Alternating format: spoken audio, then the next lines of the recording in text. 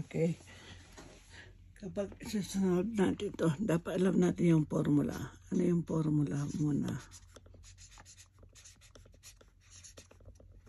Okay? Yung sum, root 1 plus root 2 is, ano yan? Negative b over a. Ayan. Ngayon, sinasabi niya dito, yan. Ano yung a natin? Yung a natin is 3. Ano yung b natin? Yun ang pinapahanap, yung k.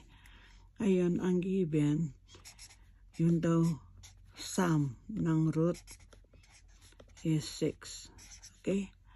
Dahil sa formula, masusolve na natin yan. Bali, 6 equal, ano yung b? Minus b dk over, ano yung a? 3. Okay? Di by cross multiply, no? Pwede siya.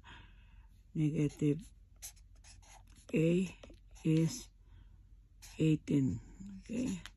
Tapos, dapat positive k yun para makuha natin yung answer. Ibig sabihin, ang answer natin is negative 18.